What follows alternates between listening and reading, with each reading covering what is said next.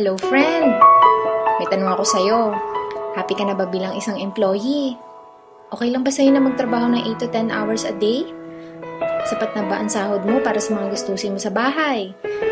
Gusto mo ba na parating trabaho, sweldo, bayad utang na lang ang ikot ng buhay mo?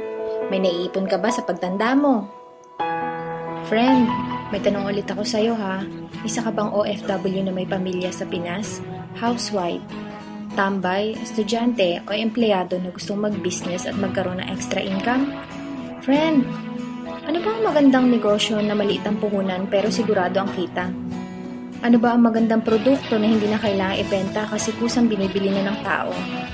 Ano ba ang ginagamit mo at milyong-milyong Filipino kada segundo, kada minuto at kada oras? Tama ka, friend. Cellphone nga.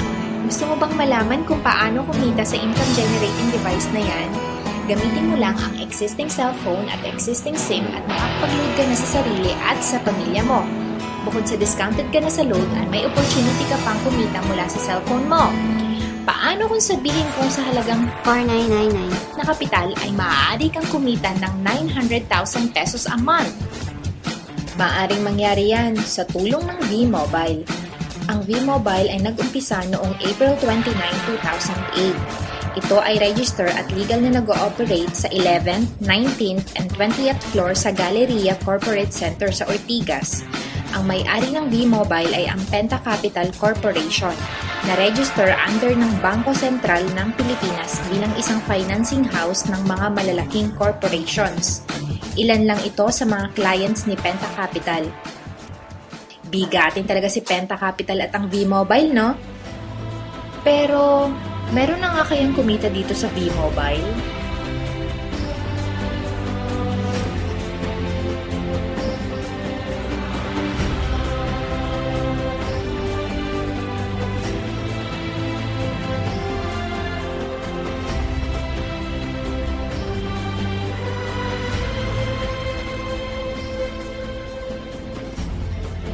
Nagtataka ka na ba kung paano nila ginawa ang negosyong ito?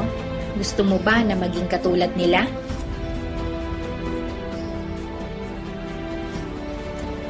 Friend, makinig ka lang at buksan mo ang iyong isipan.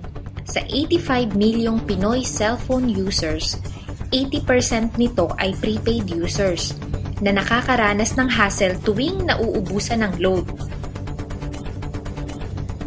Ito ang senaryo, friend. Naubusan ka ng load at gabi na. Sarado na ang mga tindahan. Naubusan ka ng load habang nagbabiyahe or nasa abroad. What if umuulan at bumabaha, tapos naubusan ka pa ng load? O kaya nasa loob ka ng opisina. Hassle, diba? Dahil sa mga senaryo na yan, ang V-Mobile ay magbibigay ng convenience sa mga tao. Gamit mo lang ang sariling cellphone at SIM card. At makakapag-load ka na sa sarili at sa pamilya mo. 24/7, anytime, anywhere, sa lahat pa ng networks. Ang galing, diba, friend? Alam mo ba na mayroong 7 paraan para kumita dito? Number 1. Sa tuwing maglo-load ka sa sarili at sa pamilya mo, ay magkakaroon ka ng discount na 8 to 11%. Ang ganda, diba? Kasi dagdag savings at extra income na yon para sa'yo at sa pamilya mo. Kapag naubos ang laman ng load wallet, pwedeng mag-replenish sa kahit na saang branch ng BPI, BDO, Metrobank, Union Bank, at UCPB. Pwede din sa mga V-Mobile offices nationwide o sa mga fellow V-Mobile technopreneurs mo. At pwede ring mag-online conversion of LX earnings into load wallet. Number 2. Ang 20 pieces na Tecno User Cards ay pwede mong ibenta sa napakamurang halaga na 250 pesos sa mga taong tulad mo na gusto din magkaroon ng extra income o 8 to 11% lifetime discount sa load. Number 3. In every load consumption of each Tecno User Cards na nanggaling sa'yo, mayroon kang kikitain na 1 to 2%. Number 4. Diba sa lahat ng produkto ay may endorser? At lahat ng mga official endorser ay binabayaran ng millions just to endorse the products. Sabi ng V-Mobile, bakit hindi na lang ikaw ang mag-endorse at ikaw na lang ang babayaran nila? Dahil dyan, pag meron kang na-endorse na V-Mobile Technopreneur, bibigyan ka ng 500 pesos bilang direct sales incentives o tinatawag nating referral fee. Number 5. Gusto mo ba ng bonus? Tuwing makikita ng system na may isang pumasok sa sales team A at isang pumasok din sa sales team B mo at nag-pair, ay may team sales bonus ka na maaaring umabot ng 500 pesos kada isang pair. Kahit hindi na ikaw ang nag-endorse, basta nag-endorse ang mga tao sa team A at team B mo ay kikita ka pa din. Number 6. MyTurf Direct Sales Incentive.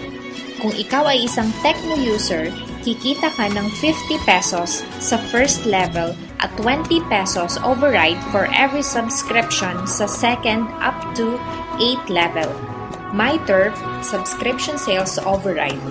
Kung ikaw naman ay isang technopreneur, kikita ka sa direct sales incentives ng 250 pesos sa first level, 40 pesos sa second to 8 level, at 20 pesos override for every subscription sales from 9th level to infinity. Number 7. Sa MyTurf Patronage Rewards ay kikita ka ng 1% o piso sa 100 pesos na pag-purchase at paggamit ng MyTurf products up to 10th level. Sa dami ng mga kaibigan mo sa mga social networking sites, di ba napakadaling i-endorse nito? Share mo lang ang business mo sa mga taong gusto din kumita tulad mo. Huwag mo isipin na dahil nauna ang iba sa V-Mobile ay lalong lumalaki ang kinita nila. Dahil meron tayong tinatawag na safety net at ang maximum na pwede nating kitain sa isang araw ay 30,000 pesos o in 1 week, 210,000 pesos o in 1 month, okay na ba ang 900,000 pesos?